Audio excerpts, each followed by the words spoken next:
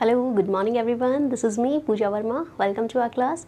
सो बच्चों, हम पढ़ रहे थे चैप्टर 10th, है ना, 18th सेंचुरी पॉलिटिकल फॉर्मेशंस। तो क्या क्या चेंजेस उस वक्त हो रहे थे, क्या क्या पॉलिटिकल फॉर्मेशंस चल रहे थे ना, कैसे मुग़ल एम्पायर डिक्लाइन हुआ और जो बड़ी स्टेट्स थी, है ना, बड़ी प्रोविंसेस थी, वो आगे आई। ठीक है, उसमें हमने देखा कि अवध, बंगाल, हैदराबाद, ये बड़ी बड़ी जो थी प्रोविंसेस थी। ठीक है, इन्होंने अपनी इंडिपेंडेंस असर्ट करी। ठीक है, इनके जो सूबेदार थे उन्होंने जो है इसे अपने अलग रूल्स रेगुलेशंस के किए। ठीक है, तो उनके अलावा भी कुछ ग्रुप्स थे, है ना, जो कि काफ़ी पावरफुल थे, तो उनका क्या स्टेटस रहा उस वक्त, तो वो हम देखने वाले हैं। ठीक है, so our topic is the watan jagirs of the Rajputs and other जो ग्रुप थे उनके बारे में भी हम इसमें देखेंगे। ठीक है, तो देखो बच्चों, अगर हम बात करें कि राजपूत और मुग़ल कनेक्शंस की, है ना, तो चैप्टर 4 में हम देख कर आए हैं कि इनके जो रिलेशंस थे वो काफ़ी ठीक रहे थे, है ना।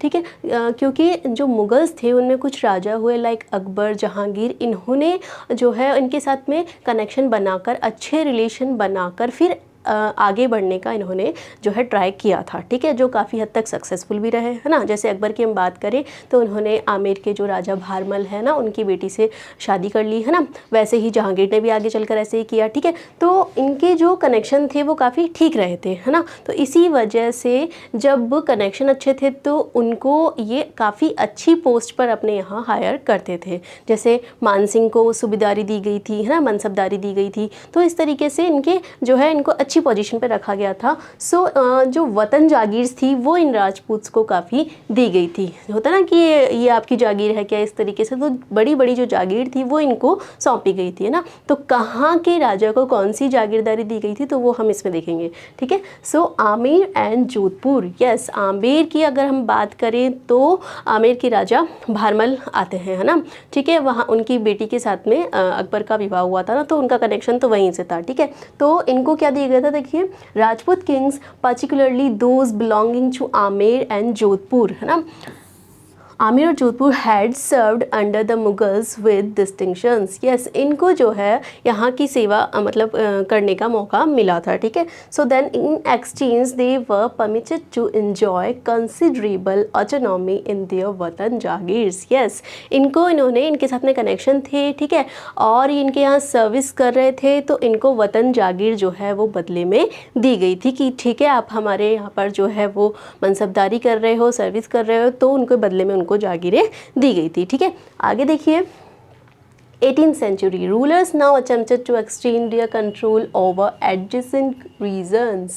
Yes, अब जो रूलर्स थे, शासक थे, वो एक तरीके से क्या कर रहे थे, उन रीजन्स पे, उन क्षेत्रों पर जो है उनका एक तरीके से शासन हो गया था ना। Ajit Singh the ruler of Jodhpur. Yes, Ajit Singh जो है वो कहाँ के रूलर थे, जोधपुर के। Was also involve in the factional politics at the Mughal court. Yes, ये अजीत सिंह भी जो है मुगल को जो दरबार था उसमें मतलब इनके साथ में इनका कनेक्शन था, वहाँ पे ये शामिल थे, है ना। वहाँ की जो पॉलिटिकल जो भी काम थे उनमें ये इंक्लूडेड थे। ठीक है, मतलब उनके एडमिनिस्ट्रेशन में ये शामिल थे। Then these influential Rajput families claim the subahdari of the rich provinces of Gujarat and Malwa, और इसी कारण से इनको जो बड़ी बड़ी रियासतें थी वहाँ की सूबादारी दी गई थी, है ना। देखो, अब जो आपका फेथफुल बंदा होगा आप उसी को जो है एक बड़ी जिम्मेदारी, बड़ी रिस्पॉन्सिबिलिटी दोगे, है ना। ठीक है, तो ये एक तरीके से इन्होंने विश्वास जीता हुआ था मुगलों का, है ना। तो इसीलिए इनको जो है बड़े बड़े जो स्पेस थे, बड़े बड़े जो प्रोविंसेस थी वहाँ की सूबादारी दी गई थी, लाइक गुजरात और मालवा की। ठीक है, मालवा आपके जो है एमपी में आता है ना। ठीक है, मालवा का पठार आपने सुना होगा, तो वहाँ के क्षेत्र की जिम्मेदारी दी गई थी। So governorship held by Rajput king. Yes, Rajput king कहाँ के गवर्नर्स थे, देखिए, Raja Ajit Singh of Jodhpur and Raja Jai Singh of Amber. Yes, इसमें इंपॉर्टेंट है, राजा अजीत सिंह कहाँ से बिलोंग करते हैं, जोधपुर से, और राजा जय सिंह आमेर से। यस बच्चों, बहुत इंपॉर्टेंट है। 1 मार्क्स में आपसे सीधा पूछ ले कि जोधपुर के राजा का नाम बताइए, है ना। ठीक है, तो उस तरीके से आप बता सकते हो, आमेर के राजा। ठीक है, तो इस तरीके से the offices were renews by emperor Jahandar Shah in 1713। अगर हम बात करें कि मुगल एम्परर उस वक्त कौन था इन 1713, तो कौन था, जहांदार शाह। ठीक है, इन्होंने क्या किया, अपने ऑफिसेज रिन्यू किए। होती है ना। कोई भी राजा आएगा तो वो सबसे पहले एडमिनिस्ट्रेशन में कुछ चेंजेस लाने की कोशिश करेगा, अगर उसे खुद के कंट्रोल में उसे लाना है ना। तो उसने अपने ऑफिसेस को रिन्यूज किया। Then they also try to extend their territories by seizing portions of imperial territories. Yes, जो भी इंपीरियल टेरिटरीज थी उनको सीज करके, है ना, उनको सीज करके उन्होंने कुछ चेंजेस करने की कोशिश की और अपना एडमिनिस्ट्रेशन जो है वो एक्सपेंशन करना चाहा। ठीक है, किसके टाइम की बात है? Jahandar Shah in 1713। Then Nagaur was conquered and annexed to the house of Jodhpur while Amir seized large portions of Bundi. Yes, Nagaur को हरा दिया गया ना, नागौर को जीत लिया गया। Then annexed to the house of Jodhpur while Amir seized large portions of Bundi. Yes, Amer, देखो आमेर की हम बात करें और जोधपुर की बात करें, ये तो मुगलों के साथ में इनके रिलेशन अच्छे ही थे, है ना, तो ये उनके सपोर्ट में ही थे। तो ये क्या करेंगे, उनके साथ में दूसरी जो प्रोविंसेस है जो मुगलों के अगेंस्ट है उनको हराना चाहेंगे ना। तो आमेर ने किसे हराया? बूंदी के एक लार्ज पार्ट को। और देन जोधपुर को भी क्या कर लिया गया? जोधपुर भी जो है वो इनके अंदर मिला लिया गया ना। जोधपुर ने एक तरीके से नागौर को हराने में इनकी मदद करी। ठीक है, देन सवाई राजा Jai Singh founded his new capital eight Jaipur. Yes, अब सवाई राजा जय सिंह जिनके कनेक्शन काफ़ी अच्छे हैं उनके साथ में, मुगलों के साथ में, तो इन्होंने जो है एक नई कैपिटल बनाई जयपुर। ठीक है, जयपुर जो है राजस्थान की कैपिटल है आज, है ना। And was given the subahdari of Agra in 1722। बहुत इंपॉर्टेंट है, अगर आपसे पूछा जाए कि जय सिंह को सूबादारी कहाँ की दी गई थी? आगरा की, और काफ़ी लंबे टाइम तक जो है वो यहाँ के सूबेदार रहे थे, है ना। 1722 में इनको सूबेदारी मिली। और ठीक है, मतलब जयपुर तो इनको मिला ही मिला, राजधानी बनाई इन्होंने जयपुर को, साथ ही कहाँ की सूबेदारी मिल रही है इनको? आगरा की, 1722 में। So, Maratha campaigns into Rajasthan from the 1740s put severe pressure on these principalities and checked their further expansion. Yes, Maratha जो कैंपेन चल रहे थे, देखो अब जो मराठाज है ना वो मुगलों के एकदम एंटी थे। हम चैप्टर जो पिछले चैप्टर है उनमें देख कर आए हैं कि मराठाज का जो है कितना लंबा जो है कॉन्फ्लिक्ट चला था ना। औरंगजेब की अगर हम बात करें तो शिवाजी जो है वो उनके दरबार तक चले गए थे, कोर्ट तक गए थे और वापस भी वहाँ से निकल कर आ गया था ना। तो इसे बहुत लंबा कॉन्फ्लिक्ट चला था। तो अब राजस्थान के जो राजा हैं वो उनके साथ में, उनके कनेक्शन अच्छे हैं मुगलों के साथ में ना। दैट्स वाई मराठाज ने जो है राजस्थान में भी कैंपेन चलाए मुगलों के अगेंस्ट। ठीक है, तो फ्रॉम 1740s से, है ना, उनके काफ़ी जो है राजस्थान में कैंपेन चले, किनके? मराठाज के। ठीक है, और उन्होंने क्या किया, अपने जो भी कैंपेन थे, है ना, उनको चलाकर उनको एक तरीके से प्रेशराइज करने की कोशिश करी, जो कि यहाँ पर कौन थे? राजपूत किंग्स को और मुगल्स को। ठीक है, then Raja Jai Singh of Jaipur. Yes, थोड़ा इनके बारे में कुछ इनकी दी हुई है, वो देखते हैं हम। Description of Raja Jaisingh in a Persian account of 1732। Raja Jaisingh was at the height of his power.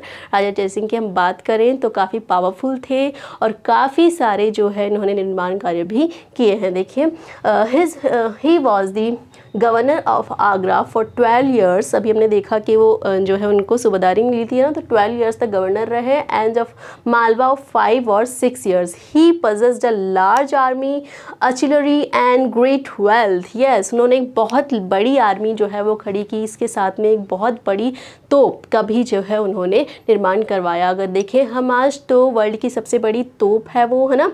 ठीक है, उसका निर्माण किन्होंने करवाया? राजा जयसिंह ने। ठीक है, then his way extended from Delhi to the banks of the Narmada. Yes, और उनका जो एक तरीके से राज्य जो है उसका एक्सपेंशन कहाँ से कहाँ तक था? दिल्ली से लेकर नर्मदा के जो है किनारे तक देखा जा सकता है उनकी आर्मी का एक्सपेंशन। ठीक है बच्चों, तो इसके अलावा भी उन्होंने कुछ निर्माण कार्य किए थे। देखिए आगे, Sawai Jai Singh the ruler of Amer constructed 5 astronomical observatories. Yes, very important. इन्होंने 5 astronomical observatories जो है बनाई थी, है ना, जिनको हम आज जंतर मंतर के नाम से जानते हैं। आप लोगों ने शायद घूमा भी होगा, देखा भी होगा ना। तो ये कितनी है? 5 है टोटल। सो अलग अलग जगह पर बनाई गई है। 1 each in दिल्ली। कहाँ पर है? दिल्ली में, देन जयपुर, उज्जैन, मथुरा एंड वाराणसी। बहुत इंपॉर्टेंट है, आपसे एग्ज़ाम में पूछा जा सकता है, काफ़ी चांसेस है इसके, है ना। 5 है ये, ठीक है। एस्ट्रोनॉमिकल जो है एक तरीके से वैधशाला बोल सकते हैं इसको, जैसे एस्ट्रोलॉजिस्ट होता है ना। अब देखो आज के टाइम पे तो डिग्री वगैरह लेने की ज़रूरत पड़ती है क्या, उस वक्त ऐसी कोई पढ़ाई या डिग्री लेने की ज़रूरत होती थी क्या? फिर भी इतनी जो है मतलब हाई टेक्निक वाली चीज़ उन्होंने उस वक्त ही बना दी थी, है ना, ठीक है। तो कहाँ कहाँ पर है ये? Delhi, Jaipur, Ujjain, Mathura and Varanasi. Then commonly known as Jantar Mantar. Yes, normally हम किस नाम से जानते हैं इसे? जंतर मंतर के नाम से। These observatories had various instruments to study heavenly bodies. इनमें बहुत सारे इंस्ट्रूमेंट्स, लाइक आप देख सकते हो पिक्चर में, इस तरीके से इंस्ट्रूमेंट्स है जो कि एक तरीके से एस्ट्रोलॉजिस्ट जैसे यूज़ करते हैं ना, तो उस तरीके से वो बताते हैं ग्रहों की दिशा वगैरह, सब इनसे पता लगाया जाता है ना। देखिए सीजिंग इंडिपेंडेंस। यस, अब हम बात करें कि पहले हमने देखा कि जो बड़ी बड़ी प्रोविंसेस थी, कौन कौन सी थी आपके? अवध थी, बंगाल थी, हैदराबाद थी। तो इन्होंने अपनी इंडिपेंडेंस जो है वो असर्ट की थी मुगलों से, है ना। इसके अलावा भी कुछ ग्रुप्स रहे, है ना, तो वो काफ़ी पावरफुल थे, है ना, और काफ़ी पावरफुली जो है सामने आए। तो उनमें कौन से थे? द सिख्स, ना। सिख जो थे इनका देखिए, the organisation of the Sikhs into a political community during the 17th century helped in regional state building in the Punjab. Yes, 17th century की अगर बात करें तो इनका भी अपना जो है एक रीजनल स्टेट इन्होंने बिल्डअप किया था पंजाब में, है ना। बहुत मतलब एक ग्रुप बनाया था इन्होंने। अगर हम देखें पिछले चैप्टर में भी हमने देखा था 8th चैप्टर में कि किस तरीके से जो है गुरु गोविंद सिंह जो है इनके एक तरीके से क्या रहे थे? गुरु रहे थे, ना। तो उन्होंने एक जो है ग्रुप भी जो है एस्टेब्लिश किया था खालसा के नाम से, ठीक है। और इन्होंने जो है इक्वलिटी का पार्ट सबको बताया था ना। तो इस तरीके से ये इन्होंने एक रीजनल स्टेट बिल्डअप किया था, ना, सिख के ग्रुप ने, है ना। आगे देखिए, several battles were fought by Guru Gobind Singh. Yes, बहुत सारे बैटल्स लड़े इन्होंने against the Rajput and Mughals rulers, है ना। औरंगजेब ने भी जो है बाद में जाके मतलब इन्हीं के जो गुरु थे उनको मनवाने की कोशिश की थी, है ना। After his death in 1708 the Khalsa rose in revolt against the Mughal authority under Banda Bahadur leadership. Yes, उनकी डेथ हुई 1708 में। तो उन्हीं के जो एक तरीके से कौन रहे? उनके बंदा बहादुर जो थे, उनके आने वाले फॉलोअर थे, है ना। तो उनके अंडर में क्या बनाया गया? खालसा के नाम से एक ग्रुप बनाया गया, ठीक है, जो कि लोगों के एक तरीके से हित के लिए काम करता था, है ना। Then declared their sovereign rule by striking coins in the name of Guru Nanak and Guru Gobind Singh and established their own administration between the Satluj and the Jamna। yes, इन्होंने अपनी मतलब एक तरीके से अपनी जो है खुद की एक सॉवरेंटी मतलब संप्रभुता जो है खुद की डिक्लेयर की, है ना। अपने नाम के सिक्के चलाए, किन किन के नाम के? गुरु नानक और गुरु गोविंद सिंह जी के नाम के सिक्के चलाए गए। वही कोई अपने नाम के सिक्के क्यों चलवाता? ताकि लोग उनकी इंपॉर्टेंस को जाने, है ना। तो अपनी इंपॉर्टेंस को बताने के लिए उन्होंने अपने नाम के सिक्के चलवाए। देन उनका जो एडमिनिस्ट्रेशन था ना, वो कहाँ से कहाँ तक जो है उन्होंने फैलाया? सतलज से लेकर जमुना तक, ठीक है। Then Banda Bahadur was captured in 1715 and executed in 1716। Yes, Banda Bahadur जिनके बारे में भी हमने देखा, उनको 1715 में जो है मुगलों के थ्रू पकड़ लिया गया और 1716 में एग्जीक्यूट कर दिया गया, उनको मरवा दिया गया, ठीक है। तो इस तरीके से ये इन्होंने हार नहीं मानी, है ना। एक बहुत ही स्ट्रांगली ये जो है मुगलों से इन्होंने टक्कर ली, है ना। देन देखिए जत्था क्या था? The Sikhs organized themselves into a number of bands called jathas. Yes, जो इनका मतलब कि बहुत लोगों का अलग अलग ग्रुप इन्होंने बनाया ना, तो लोगों के ग्रुप को ही क्या बोला गया? जत्था बोला गया। एंड लेटर ऑन मिसल्स दिया, और बाद में इनको मिसल्स बोला गया। Their combined forces were known as the grand army Dal Khalsa. Yes, और उनकी जो है एक फोर्स, एक बड़ी आर्मी जो है, उसके ग्रुप को क्या बोला गया? उन्होंने ग्रैंड आर्मी या फिर उसको दाल खालसा के नाम से जाना गया, ठीक है बच्चों। आगे देखिए, The entire body used to meet at Amritsar at the time of Baisakhi and Diwali to take collective decisions known as resolution of the Guru Maths. Yes, और जो उन्होंने ग्रुप बनाए है ना, जो संगठन बनाए, उनको किस टाइम पे वो मिलते थे, बात करते थे, मतलब डिसीजन लेते थे एक दूसरे से, एक दूसरे की एडवाइस लेते थे ना, अमृतसर में बैसाखी और दिवाली के टाइम पे जो है वो कलेक्ट होते थे और वहाँ पर डिसीजन लेते थे, ठीक है। इसको गुरुमत्स के नाम से जाना गया ना। So a system called rakhi was introduced offering protection to cultivators on the payment of a tax of 20% of the produce. Yes, और राखी नाम से एक सिस्टम लाया गया। उस सिस्टम में क्या था कि जो भी कल्टीवेटर होते थे उनको फ़ायदा दिया जाता था। क्या फ़ायदा दिया जाता था कि जो भी फार्मिंग होएगी है ना, उसका 20% आपको मिलेगा। तो इस तरीके से कल्टीवेटर्स के लिए क्या हो गया, बेनिफिट हो गया ना। तो इस प्रोसेस को उन्होंने क्या बोला, राखी। ठीक है बच्चों, आगे देखिए, Guru Gobind Singh had inspired the Khalsa with the belief that their destiny was to rule. Yes, राज करेगा खालसा। गुरु गोविंद सिंह जो थे, उन्होंने एक तरीके से क्या, जो खालसा लेकर आए हैं ना, खालसा नाम से जो संगठन, जो ग्रुप वो लेकर आए ना, तो उनका बिलीफ क्या था कि भाई हमारी जो डेस्टिनी है वो रूल करने के लिए ना। तो उनका एक तरीके से टाइटल उन्होंने दिया, क्या था, राज करेगा खालसा, है ना। ये दिया कि भाई हम रूल करने के लिए, हम किसी की गुलामी करने के लिए नहीं है ना। Then their wellness organisation enable them to put up a successful resistance to the Mughals governors first and then to Ahmad Shah Abdali. Yes, और जो उनका इतना मतलब कि जो संगठन वो ऑर्गेनाइज कर रहे थे, जो ग्रुप्स वो ऑर्गेनाइज कर रहे थे, वो इतना इफेक्टिवली काम कर रहे थे कि उन्होंने पहले तो मुगलों के अगेंस्ट जाकर काम किया है ना, उनको काफ़ी अच्छी टक्कर दी। और बाद में जो अटैकर हुआ अहमद शाह अब्दाली, जिनके बारे में मैंने बताया था आपको पिछले वीडियो में ना, तो उसको भी उन्होंने टक्कर दिया। किसको, अहमद शाह अब्दाली और मुगल्स को, है ना, इनको उन्होंने टक्कर दी। Then the rich province of the Punjab and the sarkar of Sirhind from the Mughals. Yes, और इन्होंने जो है, बात करें हम किसकी, पंजाब की और सरहिंद की बात करें तो उन एरियाज़ को जो है मुग़ल से जो है एकदम अलग कर लिया, मुग़ल से छुड़ा लिया और वहाँ पे खुद का एडमिनिस्ट्रेशन जो है वो चलाया, है ना। आगे देखिए, the Khalsa declared their sovereign rule by striking their own coin again in 1765। Yes, और जो खालसा ग्रुप था उन्होंने डिक्लेयर की अपनी सॉवरेनिटी, है ना, अपनी संप्रभुता, अपनी फ्रीडम उन्होंने डिक्लेयर की और दोबारा अपने जो है नाम के सिक्के चलाए 1765 में। ठीक है, This coin bore the same inscription as the one on the orders issued by the Khalsa in the time of बंदा बहादुर। और यह कॉइन जो है, इन पे सेम इंस्क्रिप्शन थी जो कि बंदा बहादुर के टाइम पर सिक्के चले थे, वो सेम इंस्क्रिप्शन जो है इन सिक्कों पर मतलब गड़वाई गई थी। Then The Sikh territories in the late 18th century extended from the Indus to the Jamuna, but they were divided under different rulers. Yes, जो Sikh territory थी वो 18th century तक एक्सटेंड की गई, उसका एक्सपेंशन किया गया, कहाँ से कहाँ तक, इंडस जो रिवर है, इंडस रिवर से जमुना तक, ठीक है, लेकिन वो अलग अलग जो है रूलर्स के अंदर में डिवाइड थी। Then one of them Maharaja Ranjit Singh reunited these groups and establise his capital at Lahore in 1799। और महाराजा रणजीत सिंह ने इसे रीयूनाइटेड किया इन ग्रुप्स को, ठीक है, और एस्टेब्लाइज की अपनी कैपिटल कहाँ पर, लाहौर में 1799 में।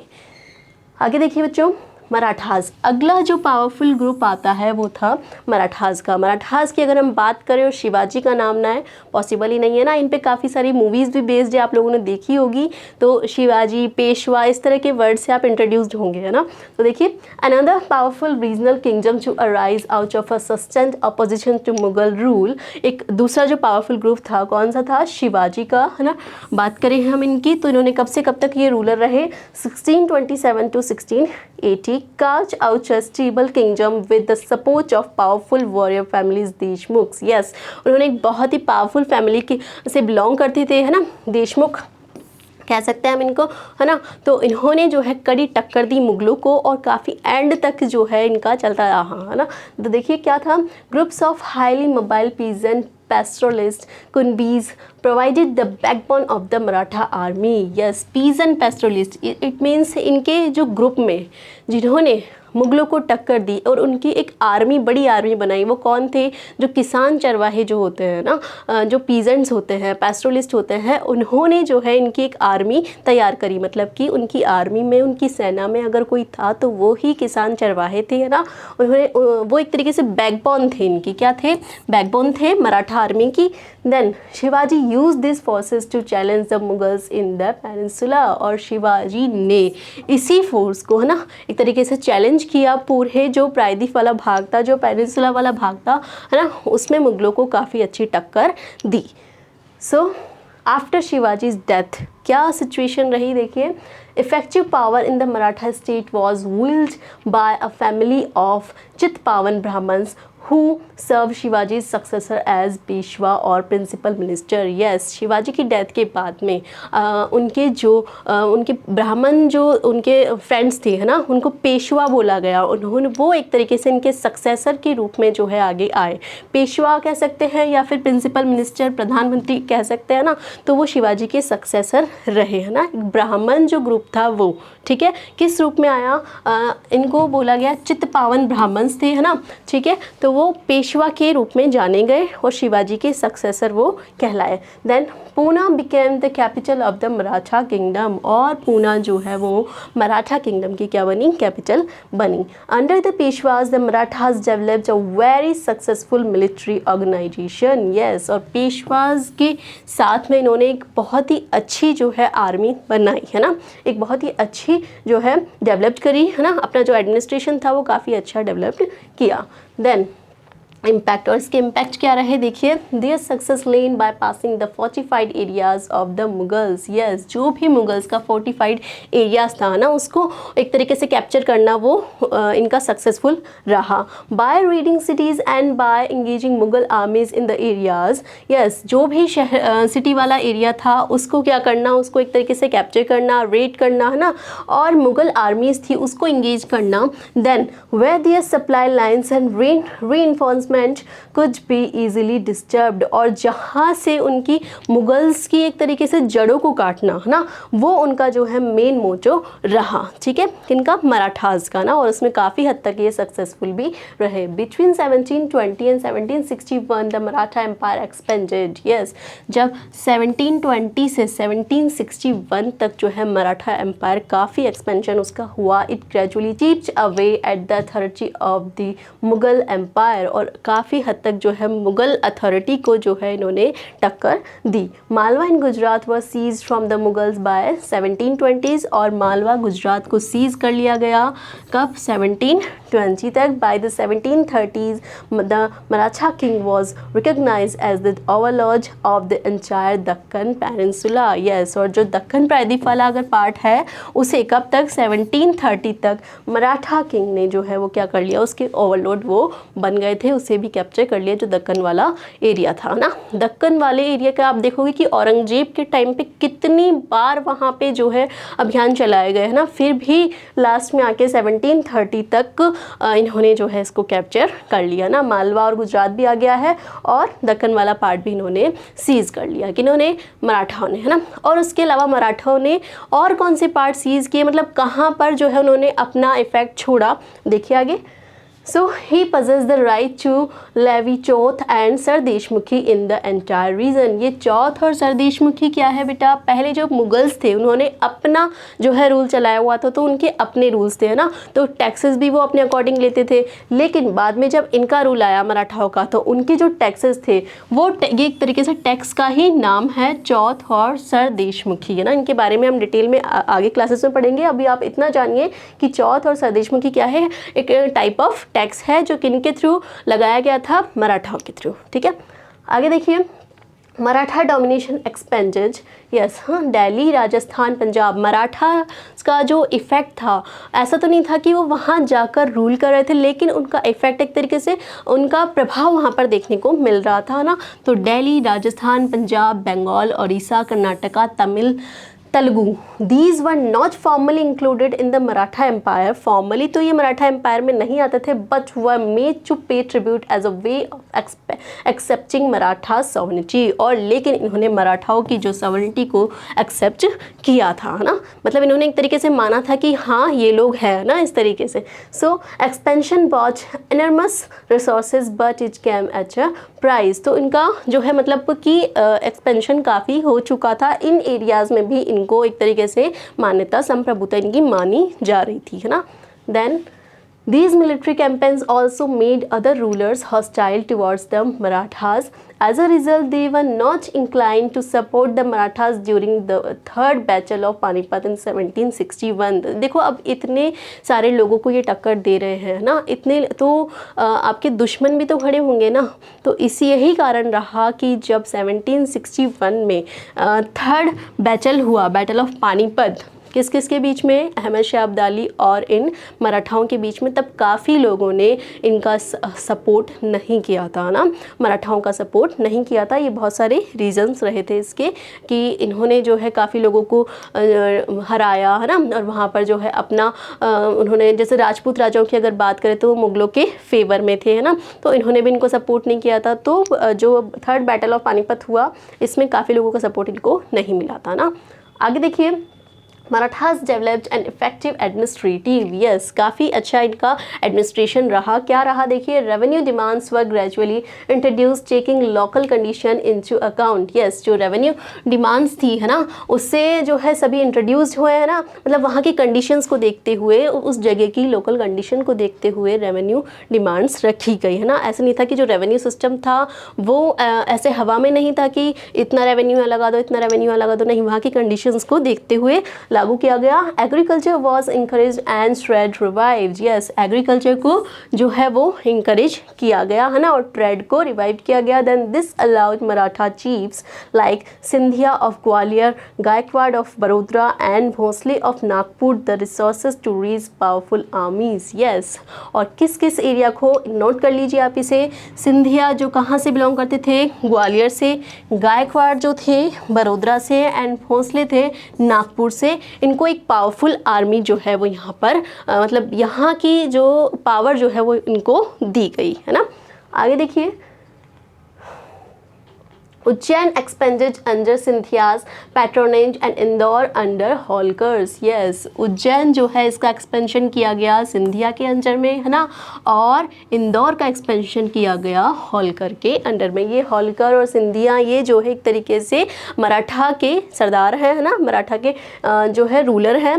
Then new trade routes emerge, और नए नए ट्रेड रूट्स भी जो है वो इमर्ज किए गए, ठीक है। तो ये तो बात हो गई मराठास की। अब देखते हैं हम जाट, है ना, जाट जो है ये भी एक बहुत पावरफुल ग्रुप है ना। इनका क्या रहा देखिए, Jats consolidated their power during the late 17th and 18th centuries under their leader Churaman, yes, Jats ने अपनी पावर कंसोलिडेट की अपने लीडर चूड़ामन के नेतृत्व में, है ना। देखिए, they acquired control over territories situated to the west of the city of Delhi, yes, उन्होंने कहाँ पर जो है अपना झंडा लहराया, दिल्ली के जो है दिल्ली के वेस्ट वाले जो पार्ट में है ना, वहाँ पर इन्होंने अपना रूल जो है किया। Then and by the 1680s they had begun dominating the region between the two imperial cities of Delhi and Agra, और 1680 तक दिल्ली और आगरा के बीच का जो पार्ट था वहाँ पर इन्होंने जो है अपना मतलब कि एडमिनिस्ट्रेशन या फिर उस वहाँ के स्पेस को डोमिनेट करना उन्होंने शुरू कर दिया। Then Panipat and Ballabgarh became important trading centers in the areas dominated by them. Yes, Panipat और बल्लभगढ़ का जो एरिया है ना, तो वो एक तरीके से इन्होंने अपने अंडर में ले लिया था, उस पर काफ़ी कंट्रोल इन्होंने कर लिया था। Under Surajmal the kingdom of Bharatpur emerge as a strong state. देखो, अगर जाट्स की अगर बात आए, जाट ग्रुप की बात आए, और सूरजमल जो है इनकी काफ़ी मतलब स्ट्रॉन्ग जो है वो नेता रहे हैं, है ना। कहाँ के राजा थे, भरतपुर के, ठीक है, एक स्ट्रॉन्ग स्टेट के रूप में सामने आया ये, है ना। Then when Nadir Shah sacked Delhi in 1739 many of the city's notables took refuge there, yes. जब नादिर शाह ने एक तरीके से दिल्ली के लोगों को 1739 में जो है मतलब वहाँ पर कैप्चर कर लिया था, तो उस टाइम पे काफ़ी शहर के जो प्रतिष्ठित लोग थे वो यहाँ से जाने लगे, है ना। तो कहने का मतलब है कि जाट जो लोग थे, जाट जो ग्रुप था, एक स्ट्रॉन्ग ग्रुप था, उन्होंने कहाँ पर रूल किया, जो आपके दिल्ली का वेस्टर्न पार्ट है ना, वहाँ पर उन्होंने अपना रूल किया, और भरतपुर वाला जो पार्ट है वहाँ पर, ठीक है। तो इस तरीके से आगे देखिए, his son Jawahir Shah had 30,000 troops, yes, उनके बेटे के पास में 30,000 सैनिक थे of his own, and hired another 20,000 Maratha and 15,000 Sikh troops to fight the Mughals, और मुगलों से फाइट करने के लिए उन्होंने जो है 20,000 ट्रूप्स तो मराठा से और 15,000 सिख ट्रूप्स से उन्होंने जो है हायर किए थे मुगलों से लड़ने के लिए। खुद के कितने हैं? 30,000 सैनिक, है ना। तो इस तरीके से देखा जा सकता है कि ये भी एक जो है बहुत ही पावरफुल स्ट्रॉन्ग ग्रुप रहा है ना। तो कैसे इन्होंने अपनी इंडिपेंडेंस असर्ट की, है ना। इतना बड़ा जो एम्पायर चल रहा था, मुगल जो एम्पायर, है ना, तो उनके अंडर में उनके सूबेदार ही के रूप में ही काम कर रहे थे, लेकिन धीरे धीरे जैसे वो वीक पड़ते गए, वो वीक होते गए और ये जो है स्ट्रॉन्ग होते गए ना। तो इसका फ़ायदा इन्होंने पूरा उठाया, है ना। तो देखा आपने चैप्टर में कि कैसे मुगल एम्पायर जो है वो डिक्लाइन हुआ और दूसरे ग्रुप्स ने इसका फ़ायदा उठाया, है ना, और कैसे उन्होंने अपनी इंडिपेंडेंस असर्ट की, और साथ ही ब्रिटिश लोग तो आ ही चुके थे, है ना। तो देखो इसी के साथ में हमारे चैप्टर आपकी क्लास 7 की हिस्ट्री जो है वो ख़त्म होती है यहाँ पर, मिडिवल हिस्ट्री। अब क्लास 8 में हम स्टार्ट करेंगे आपके मॉडर्न हिस्ट्री, ठीक है। तो इसमें इसके आगे का पार्ट हम देखेंगे कि जो ब्रिटिश लोग जो यहाँ पर आए, ब्रिटिश कंपनी जो यहाँ आई, उसने कैसे जो है एज अ ट्रेडिंग कंपनी काम करना शुरू किया और धीरे धीरे जो है लोगों को स्लेव बनाना शुरू किया, और कैसे एक रूलिंग कंपनी के एक जो बहुत बड़ी एडमिनिस्ट्रेशन जो है उन्होंने अपना यहाँ पर स्टेबलाइज किया, ठीक है। तो ये सारी चीज़ें हम आपके क्लास 8 की हिस्ट्री में देखेंगे। आई होप आप लोगों को समझ में आया होगा। नेक्स्ट वीडियो हमारा क्वेश्चन आंसर्स का होगा। Thank you so much.